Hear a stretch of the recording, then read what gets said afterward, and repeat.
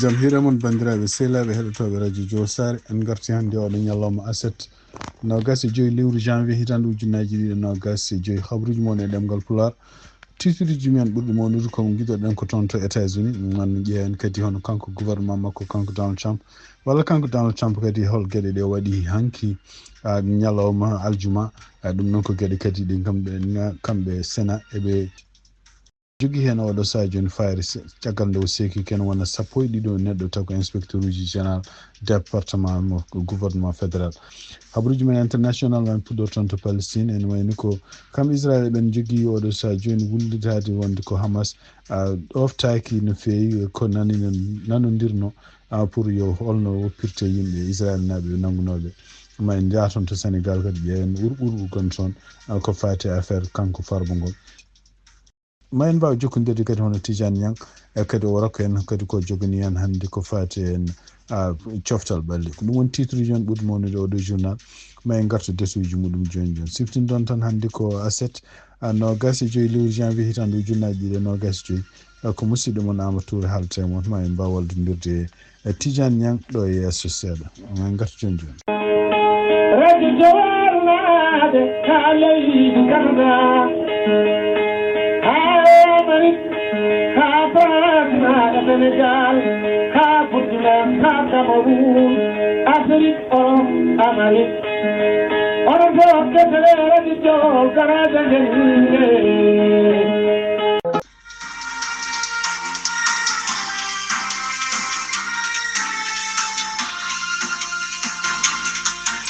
bandiraɓe sehlaɓe heɗotoɓe radio Jowol Sare e jaam hira moon haade min nadde habaruji communiqué ji ɗin joguiɗen ɗo hannde communiqué jamma gonɗaɗo ardiɓe radio Jowol Sare animateur uji radio Jowol Sare hettiyankoɓe radio Jowol Sare eɓe ndenda sunare e Samba Coyel Ba ko ɓi cankiɗo Dieynaba Coyel Ba ko ɓi cankiɗo eɓe ndenda sunare e iwdi galle Cheikh to Jowol kono noon ɓe ndenda sunare e leƴƴi wuuro Jowol Touré naaɓe sosoɓe jagɓe weele naaɓe babaɓe e sisiɓe e dendagal ɓesgu Jowol debbo e gorko caggal jaltugol aduna Aissata Djiby Cheikh lollirɗo Coyel Guedda cankiɗo hanki aljuma to wuuro Jowol ko toon o wirna kanko jingnaɗo cankiɗo hono Aissata Djiby Cheikh lollirɗo Coyel Guedda yo Allah yurmomo yafamo harnamo aljanna yo juuɗe moƴƴe jaɓɓamo yo toon won foftorde makko eɗen duwanomo yo leydi hoy e dow makko yettini kaydo ko Amadou Bari animateur to radio Jowol Sare. amin ya Allah jaabu duwaw bandiraɓe sehlaɓe heɗotoɓe radio Jowol Sare no min mbino en gardini men ni puɗɗoɗen habaruji men ko toon to États-Unis ɗum noon e wayno ko kanko Donald Trump ko fuɗɗi laamu ko en wayno ko gueɗe kewɗe kadi nana fuɗɗi waylade ɗo e États-Unis ko teskita tan hanki ñalawma hanki aljuma ko kanko Donald Trump kadi luurodiral makko hakkude makko e yimɓe sénateur uji e surtout kadi hayso ko républicain ji jeeya hen ɗum noon e wayno ko kanko Donald Trump laamu makko e tumnade kadi ko CNN windi hono ñande aljuma nde no hono biyeteɗo Sergio Gore ɗum noon ko kanko woni mawɗo gardiɗo toon personnel toon to Maison Blanche e laamu makko kanko Donald Trump o windi lettere faade yimɓe hewɓe wiyetenoɓe ko inspecteur uji généraux uji wonɓe département ji laamu fédéral mo États-Unis ɗum noon e wayno ko wiideɓe kamɓe foof ɗiɗon inspecteur uji généraux uji ene wayno ɓe ceekama e liggueji mabɓe ɗum ɗo fof noon ko hunde nde ganduɗa ene kanko Donald Trump e nder mandat makko gadano ko adi hitande ujunnaji ɗiɗi nogas o ƴeewino wadde ɗum kono e wayno ko caggal muɗum hono kamɓe congrès sénat surtout ɓe mbawino arde wadde kuulal pour wiide wonde ko alay saago somo waɗa ɗum ɗo so tawi neɗɗo ne seeke pour inspecteur général sene seeke e alay saago kamɓe congrès ɓe dokke balɗe capantati pour ɓe tina ko ɗum ɗon ko fati ɗum ɗon ɓe enquête holko woni sababu muɗum donc wonande yimɓe ɓe ganduɗa inspecteur général département firti ko yimɓe ɓe ganduɗa wonɓe ɗon taw kañumen koye men ko kañumen ƴewata gueɗe baɗeteɗe ɗen taw ko gueɗe ɗe guuretaki hen walla gueɗe laamu gardiɗo leydi ndi walla gardiɗo département waɗata hen gueɗe no welira donc ne wayno ko wiide mabɓe kamɓe surtout congrès et surtout kanko Chuck Schumer no wiri ko Donald Trump woni koye ƴewde wadde hen yimɓe muɗum e département ji ɗiɗon ɓeɗo inspecteur uji fonnoɓe wonɓe ɗon wonde ɗon ene ndena hoto gueɗe cengarte walla hoto hunde wuurede e département ji département ji gouvernement fédéral fof o waɗa hen yimɓe ɓe ganduɗa ɓe yiɗi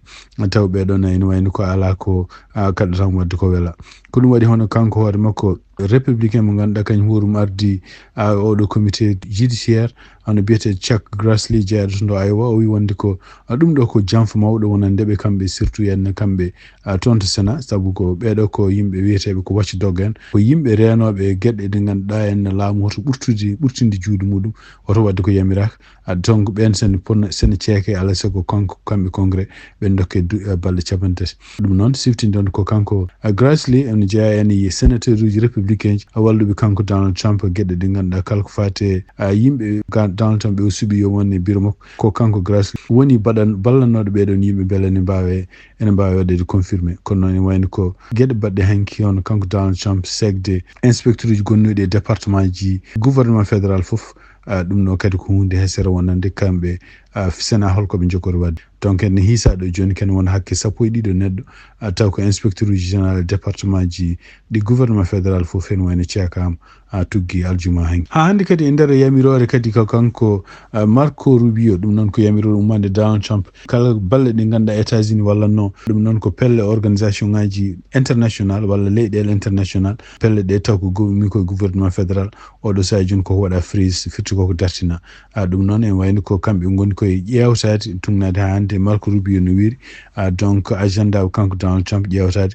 kala balle ɗe ɓe ballata hol intérêt États-Unis gonɗo hen donc ɗum ɗon hande ko siftinde sibabude kanko Donald Trump wawde mo kanko hoore makko wadde gueɗe ɗe ganduɗa janfade walla wasde ɗoftade ko Sénat yamiri wawdemo wadde ɗum ɗon firti wonde ko kala ko wela wadde leydi hankkadi on wawi wadde ɗum ɗon kadi siftinde ɗon ko sibabude Cour suprême ñawore muɗum e nder hitande ujunnaji 2024 ene wayno ko rokkimo hankkadi faux vert ko no famiri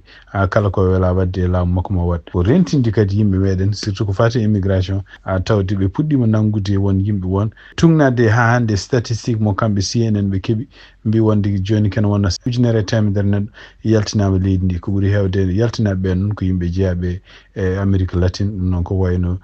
Nicaragua en ko wayno Guatemala en e leyɗel ban noon donc ene wayno ko kamɓe gouvernement makko kanko Donald Trump mo continue wiide wonde ko won leyɗele kewɗe jaaɓima ma yimɓe men nawta toon taw ko kamɓe nawtata ɗumen kadi ɓen ma jaaɓu ɗumen ko wawi wonde fof ene wona oɗo saha joni kamɓe Pentagon ɗum noon ko défense mo leydi ndi wi wonde ko ma hutoro avion ngaji militaire uji ɗi jogui ɗi fof pour wawde wallude nawtude kala yimɓe nawta yaltinteɓe leydi ndi no wiiri ni ko gueɗe ɗe ganduɗa ko tugnade kadi yimɓe ñawnoɓe walla yimɓe hebnoɓe yamirore wonde ne poti yaltude leydi ndi walla ɓe ganduɗa yimɓe wonɓe ɗo en taw ko no natirni ngala yamirore walla ngala ndewani lawol ko wawi wonde foof ko rentade yimɓe kala mo ganduɗa gonɗo ɗiɗon situation ngaji tawde ne jogui avocat yo namdo avocat muɗum ko avocat tan wawi haalande on rokkude on waajuji holno poɗɗon wade wona neɗɗo goɗɗo kala kadi mo ganduɗa en alano avocat yo won kam sur wonde ko ɗo wawi wonde fof kadi ene jogui kayitaji mum woni nokku kesɗum kadi yo reno won gueɗe won par ce que gueɗe ɗe ganduɗa ene wawi jomum nanggue hen taw ko police nangui ɗum oɗon police kadi wonta kadi wonta jokkodira e immigration ɗum waddata caɗele donc ko fati gouvernement makko kanko Donald Trump kanko Peter Hegseth ɗum noon ko mo suuɓi yo won défense caggal nde kanko miccimo kano o yante yimɓe républicain ji ɗiɗo rewɓe gooti contre makko kanko Peter Hegseth ene wayno fonno wonde ko ɗekki kono noon ene wayno ko kanko vice président mo États-Unis hono JD Vance o ari o wawde wallude kamɓe républicain ji hebde kañum ene 51 vote pour makko kanko Peter Hegseth ene wayno oɗo sadio no confirmama caggal muɗum kadi ene wayno ko kanko Christy Noem ɗum noon ko neɗɗo cuɓaɗo yon kañum hoorumi yo ardo homeland sécurité ene wayno kañum hoorumum confirmama ñande aljumande ɗum noon kadi ko tumnade kadi habaruji gumriɗi toon to Washington ko wawi wonde fof ene wayno ko pour ko fate cabinet makko kanko Donald Trump ɗum noon ko yimɓe wod jogorɓe wonde laamu makko ene wayno ko ɓeɗo mbaɗa confirmé hono kanko Marco Rubio o waɗama confirmé kanko Peter Hegseth o waɗama confirmé kanko kadi Christy Noem o waɗama confirmé kadi ko John Cliff suɓaɗo yo ardo CIA waɗama confirmé siftinde tan ko kanko Donald Trump mo ƴefti yo won gardiɗo ko fate en ko mbiyata déportation leydi ndi Tom Homan on sohlani confirmation gardiɗo personnel e yimɓe conseil ji makko gonɗi toon kadi ɓurɓe jogade politique ko fate en agenda kulaɗo en wayno ko ɓeɗo e Dan Scalvino Stephen Miller on meeɗi wonde laamu makko gadon e James Blair oɗon kadi meeɗi wonde laamu makko gadon goɗɗo kadi to pitti ko fate communication biyeteɗo Taylor Budwick ɓeɗo fof fo ene wayno sohlani confirmation siftin ɗon tan kadi kono kanko Elon Musk kañum hoɗum sohlani confirmation. Kabaruji e ɗemngal Pulaar e radio Jawol Saare. bandiraɓe sehilaɓe heɗotoɓe radio Jawol Saare habaruji men international guidoɗen ko toon to Palestine e tumnadi kadi ko Al Jazeera e CNN reporti ono kamɓe Israel e kamɓe Hamas ene wayno nannodiral maɓɓe ko fati jaam dañira toon to Gaza nene continue hande yarude yeeso kono noon e wayno ko kamɓe Israel ɓe puɗɗima wullitade oɗo saha joni hono kamɓe Hamas ɓe mbawani oppude yimɓeɓe ɓe mbinoɓe ɓe goppa ɓe ɗum noon ko yimɓe kaldirno ni ne wayno ko yarani yeeso tugnade ko anda hande hono kamɓe Hamas ɓe mbawino oppude yimɓe nayo taw hen taso ko yimɓe yaroɓe duuɓi nogas wonen yaro duuɓi sappo e jeenayyi ɓeɗo fof noon ko yimɓe nangganoɓe guila ñande 7 lewru octobre hitande ujunnaji 2023 toon to Israel ɗum noon e wayno Israel kañum hoɗum wawi oppude kadi yimɓe ken wona 100 neɗɗo e nder ɓeɗon 100 ne jeeya hen yimɓe ɓe ganduɗa ñawonoɓe ñawore koko cokkete ko hedde nder gurdam mumen ko kono noon wawi ko wawi wonde fof kamɓe Israel ɓe laamu mabɓe tugnade koɓe kalɓe mbi wonde ko hande ne wayno Hamas ɗoftaki gueɗe ɗe ganduɗa kawranoɗe e nanodiral mabɓe pour no jaam dañira toon to Gaza ɗum noon ko ɗum woni ko wawi wonde fof ene wayno ko haareji ɗi gustima tugnade ko Samedi bindi hono kamɓe leydi Niger e leydi Côte d'Ivoire e ɓuuri mawde kadi nen ummo oɗon saha joni ɗum noon ko caggal nde kamɓe ambassade mabɓe gonɗo ambassade Niger gonɗo toon to Côte d'Ivoire o haali o wi wonde ko ene wayno ko 124 neɗɗo Niger nanggama toon to Côte d'Ivoire ɗum ne waɗi hen 74 taw ko worɓe ene waɗi hen 16 taw ko rewɓe ene waɗi hen kadi 32 taw ko sukaɓe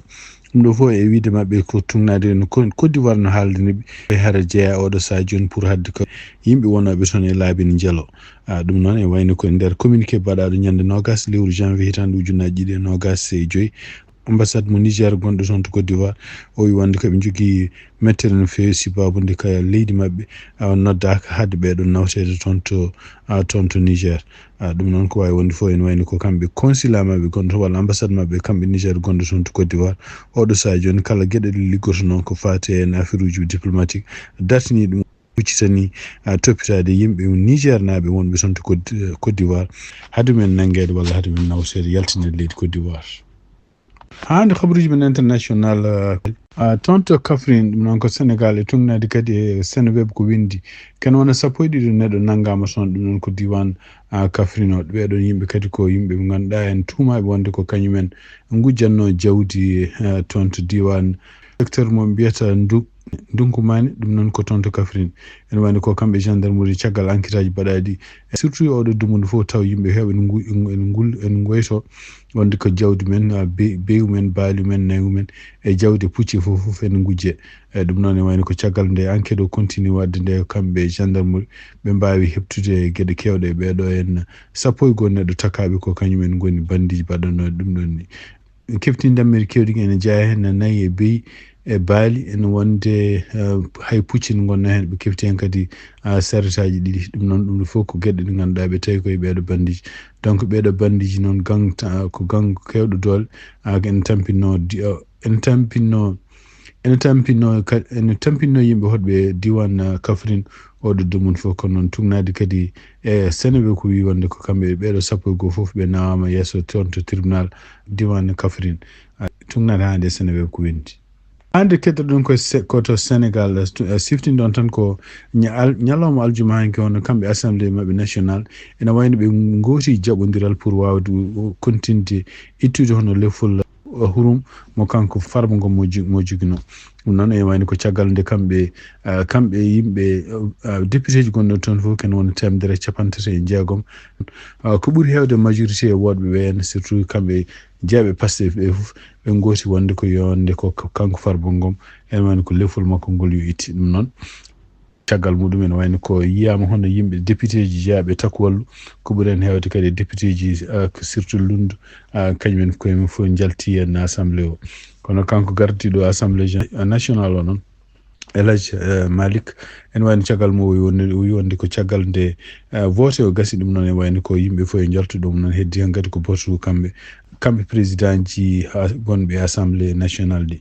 donc heddi koni kono oɗo saha joni ɓe kuccitani ko hankkadi hono kanko procureur o yo continue ƴewde enquête ko fate en affaire makko kanko Farba Ngom tugnade noon e ko ministre toppitiɗo ko fate justice ko haala e kamɓe kadi laamu ngo kalata en mbi ɗum ɗo fof ko gueɗe alay saago ɗum waɗa tawde oɗo Farba Ngom jogui lefol hurungol kene haɗa kala ko wiyete enquête waɗede joomum donc ngol ɗon lefol so ittaka ala enquête bawɗo waɗetede makko waɗede makko tawde noon ko tuuma e makko ene wayno ko alay saago ngol ɗon lefol itte ko ɗum waɗi kanko ministre de la justice o hono biyeteɗo Ousmane Diagne o wi wonde ko ɗum ɗo ala ko fof ko nawdi hen politique kono noon to banggue opposition ene wayno ko tumnade kadi e kamɓe rendunoɓe toon to Agnam ɗum noon ko yimɓe jeenoɓe APR e jeeyaɓe kadi e parti uji lundi kewɗi ene wayno kolli mettere men wi wonde ɗum ɗo ko politique ko kanko Farba Ngom ko visa ɗo kono ene ɗamini wonde ko wona kanko tan visa ko kamɓe yimɓe opposition fof ɗum noon kadi e nder ɗon haade kadi ne teskira hen hono sernaɓe wonɓe toon to diwan Fouta fof kamɓe koye maɓe janti e haare nde ɗum noon ko walde janggude duwade hono fitinaji bawɗi wonde fof yo darto ɗon ko wawi wonde fof ene wayno ko teskirama hen kadi ene wayno ko médiaji ko kalano walla yimɓe hewɓe ko kalano puɗɗima felde kono hono kanko Amadou Ba wonde o arani yantude e ɓeɗon rentuɓe toon kono noon caggal muɗum ene wayno yaltininoma wono kanko Amadou Ba yontere ɓennude kanko hoore makko wawino yaade toon to galle Farba Ngom gonɗo toon to nokkuji toon to Dakar kono noon yiyama wonde komo yalta nokku o kono ene wayno filmama kadi wonde oɗon saaha wonde kono hono kanko Farba Ngom o alano toon e oɗon nokku donc ko wawi wonde fof ene wayno ko ene tuuma hawnaki dillere wonde toon to Agnamde waɗi reeɓi kadi ha yettima toon to France hollama hande toon to Paris hono yimɓe hewɓe ne ceppa toon ɗum noon kadi ko yimɓe seppoɓe kadi ko yimɓe taw ko liƴƴi kewɗi kadi taw ko partiji kewɗi seppude wiide wonde ko ɗum ɗo ko koɓe mbiyata noɓe mbiri manipulation politique ha hande toon to Sénégal hande tugnade kadi e journal biyeteɗo Dakar Actualité hono kanko biyeteɗo Moustapha Diakité ɗum noon nangganoɗo joni ma won lebbi ɗiɗi joni en soka o yalte kaso mo wonno toon o ɗum noon ko caggal nde jokkodire kanko hoore makko nde jokkodire RFM o wi wonde ko ene wayno komo welti yaademo kaso ni kono noon e wayno ko yaademo kaso nde o yalti omo selli o wi wonde ɗum ɗo ene wayno kadi ko naddemo kaso nde ɓeydi ko tinnude combat makko kanko Moustapha Diakité noon siftinde on kanko Moustapha Diakité o nanguirno kadi ko won gueɗe ha o nayi ko haali ɗum walla o windi ɗum e nder net ɗum noon ko gueɗe ɗe kadi ko noɓe mbiri ko haaluji ɗi moƴƴani fatude kanko hono Ousmane Sonko premier ministre mo Sénégal o wiide makko kadi o wi ko joni o ɓeydi jogade pellital pour kontinde haare makko nde woni daranade ko fate démocratie toon Sénégal e kadi pour Sénégal naaɓe ɗum noon ko kanko haali ɗum kanko Moustapha Diakité siftinde on tan ko kanko wonno président groupe parlementaire Benno Bokk Yakar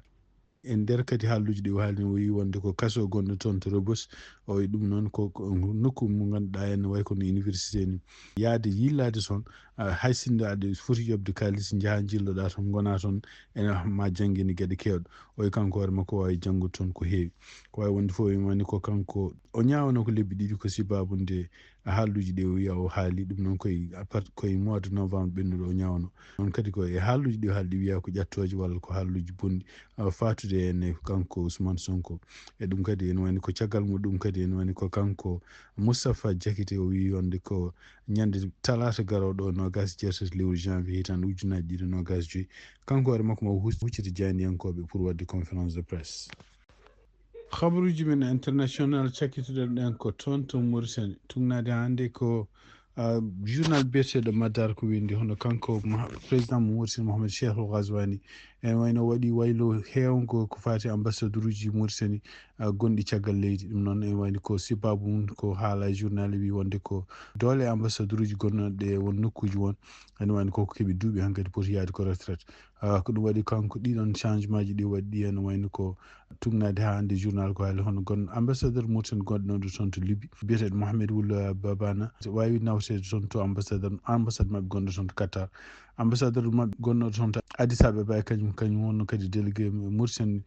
toon to Union africaine nomama ambassadeur joni toon to Italie ambassadeur Mauritanie gonɗo toon to Guinée Bissau Ahmedul Bousseif kañum hoore mum nama ambassadeur Mauritanie toon to Brésil e kadi gonnoɗo délégué Tazour Mohamed Ali Wul Sidi Ahmed kañum hoore mum nama ambassadeur Mauritanie toon to Sénégal tungnade e journal ko haali ne wayno ko waylo ni heewi han on no feewi kono noon ene wayno ko kanko Mohamed Cheikh Ghazouani ko jiida tan e sababu wonde dole woni ambassadeur koko keeɓi duuɓi andaka holko woni sababuji muɗum donc won naatɓe hesɓe kono noon ko ɓuuri hewde hen ko yimɓe wonnoɓe ɗon mbaylama e nokkuji men patirama e nokkuji goɗɗi bandiraɓe e sehilaɓe heɗotoɓe radio Jowol Sar cekkitorɗen habaruji men ko jokkodire Tidiane Niang fate cewtal ɓalɗe Tidiane Niang bisimilla. Assalamu aleykum wa rahmatullah musidɓe tedduɓe hettiyankoɓe haalirde radio Jowol Sare joni kabaruji men coftal ɓalli ummorade e lamorgo leydi Mauritanie Nouakchott radio Jowol Sar gadorɗen kabaruji men coftal ɓalli ko jencudi kiwdire championnat foot hitande ujunnaji ɗe nogas nayyi hitande ujunnaji ɗe nogas joyyi ñalngu tataɓijo kihiɗe hande hayre mbar kañum heeɓi polgue yesso mbañ taw ko loggitate loggol gotol bagodine kañum hewdirno kippu cide kiwdiral ngal wawi gasir ko ɗekki on partout dubango kañum heeɓi polgue yesso sorimale taw ko loggitate loggol gotol boggue escale kañum heeɓi fartange yesso kippu Jowol Sare taw ko logginayi logguiɗiɗi kiwdire kihiɗe hande Sinthiane Diama kañum heeɓi polgue yesso kippu Wending taw ko logguiɗiɗi e ndiga kippu Dawlel kañum heeɓi polgue yesso Jingue taw ko logguiɗiɗi e loggol gotol Kaydimbe Dior kañum heeɓi polgue yesso kippu Rindiaw logguiɗiɗi e ndiga Silla kañum heeɓi polgue yesso kippu Ganki Jeeri loggi jeeɗiɗi e loggi tati kippu Tekan kañum heeɓi polgue yesso Falakome taw ko loggi joyi e loggol gotol ma en garte kabaruji men paade e jencudi kiwdiri keddiɗe championnat foot hitande ujunnaji ɗe nogas e nayyi hitande ujunnaji ɗe nogas joyi ñalngu tataɓijo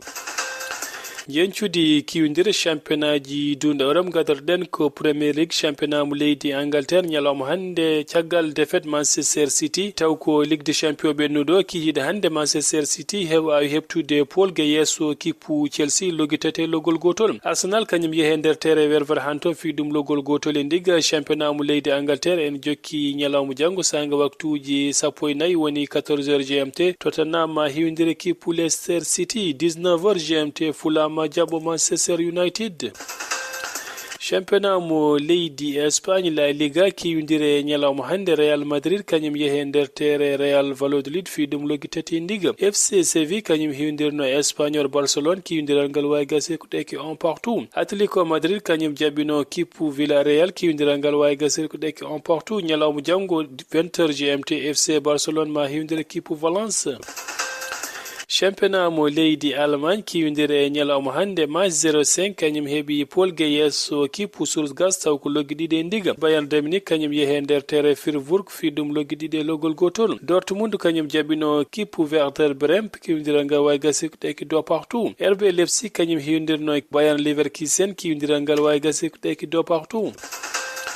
Serie A italien kiwdire ñalawma hande Napoli kañum heeɓi polgue yesso kippu Juventus taw ko logguiɗiɗi e loggol gotol championnat mo leydi Italie en jokki ñalawma janggo sanga waktuji 14 woni 14h GMT Udinese ma hiwdira kippu AS Rome kiwdiral sakket 19h45 GMT Lazio de Rome ma hiwdira kippu Fiorentina jencudi kiwdire championnat mo leydi France kihiɗe hande to Parc des Princes Paris Saint-Germain kañum jaɓino kippu Reims kiwdiral ngal wawi gasi ko ɗeke on partout kippu Strasbourg kañum heeɓi polgue yesso kippu Lille taw ko logguiɗiɗi e loggol gotol Monaco kañum heeɓi fartange yesso kippu Rennes logguitete logguiɗiɗi championnat mo leydi France en jokki ñalawma janggo 16h15 GMT Lens ma hiwdire Angers Nantes ma jabbo Lyon kiwdiral sakket 19h45 GMT Nice ma hiwdire Olympique de Marseille radio Jowol Sar Tidiane Niang a jarama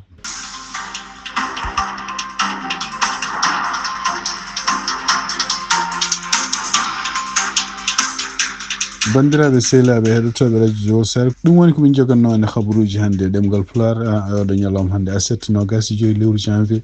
hitande ujunnaji ɗiɗi e nogas joyi ko musidɗo moon Amadou haldanno mon hen ballodiri kadi journal o hono Tidiane Niang ɗum no yen mbaali jaam ha janggo kadi so Allah jaaɓi on jarama